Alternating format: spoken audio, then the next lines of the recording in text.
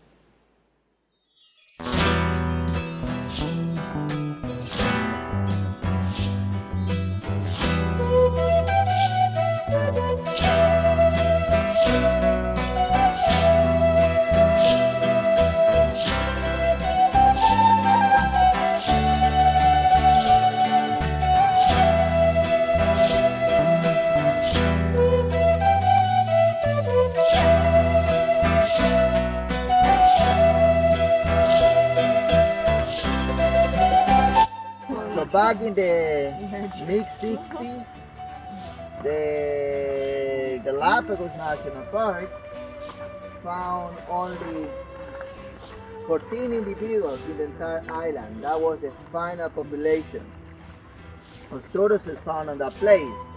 So 12 females and 2 males only. Spread out, because tortoises are wanderers. They are not gregarious. They don't like to form colonies. You see in groups later in the afternoon, but it's because there are so many that they can find each other in some places with ponds where they like to, thermoregulate, and that is the way how they mate. And it's because just by coincidence they find others. So important on the island is to have a healthy population. Instead of having 10, you want to have 1 million. So that is easier for them to find. So 14 individuals in an island that have a decent size, impossible for these tortoises to find each other. So the National Park decided to bring them to Puerto Llora, to this place, and start building up the breeding.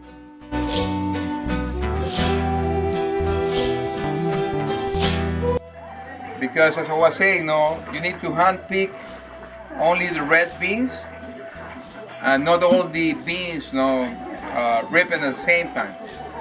You need to constantly harvest the plant.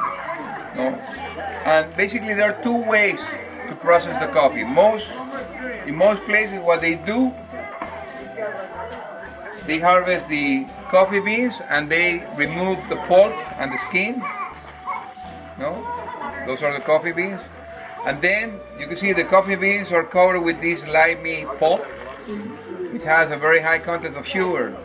So what they do, what most of the people do, they wash it with rainwater to get rid of that slimy pulp. And then after that they sun dry it. And then they roast it and pack it. But Don Adrian, he does a different way. Look at this, These are the whole ripe beans that are being sun dried. So what makes the difference? Well, if you sun dry the whole bean, it will have more content of sugar, and there's going to be a fermentation process in the bean. So the end, the result is going to have a different flavor. So after sun dry the coffee bean for a couple of days, depending on how strong the sun is, he used this wooden hammer to separate the dry pulp and the skin from the beans. So it takes about 24 up to 48 hours for the yeast to feed on the sugar. And this is a mash, and the content of alcohol goes up to 11, up to 12% of alcohol. Acá 11%, Then Don Adriano, use this hose and transfer it to that aluminum barrel. Was given by the Americans to Don Adriano. It was a beer aluminum barrel from World War II. So let's go this way. I'm not showing you. Okay, so you can see, as I was saying, this is an aluminum barrel from World War II, and he modified it a little bit. This is a collector, so the fumes and vapors are collected here, and some of them, the lighter ones, go through this pipe, and there's a coil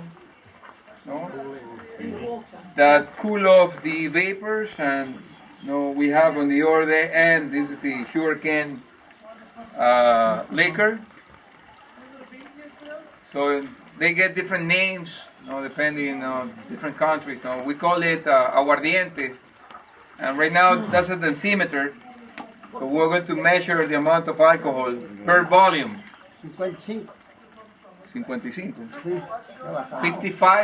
55% of alcohol. Killer. Times 2, 110 proof. Of fire water. Okay, 1, 2, and 3. Whoa.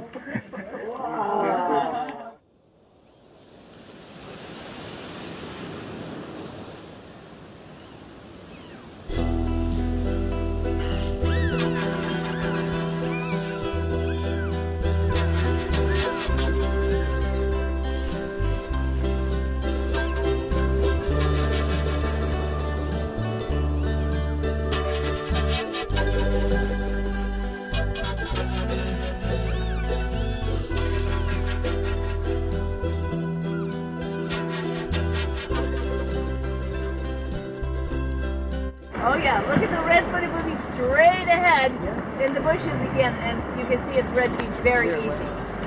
Low in the bushes, bright red feet.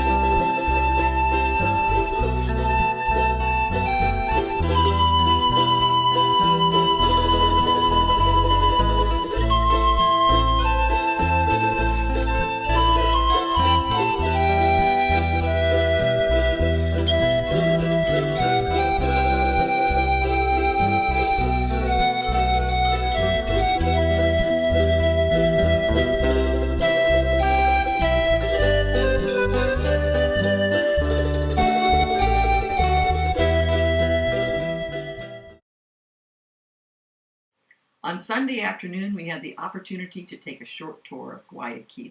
In a national soccer tournament, Guayaquil beat Quito, and there were lots of celebrations in the streets. Wherever we went, the streets were crowded with Christmas shoppers. Our tour included visiting the Guayaquil Metropolitan Cathedral, the largest cathedral in the city, and a park popular with children of Guayaquil where iguanas live in trees. Every South American country honors Simon Bolivar, the Venezuelan who led the first successful revolution to free a South American country from Spanish domination. Many of the official buildings were designed by Italian architects and have a distinctive European feel. However, our most lasting impression of Guayaquil is the custom of burning a puppet on New Year's Eve. Local artisans build thousands of papier-mâché figures.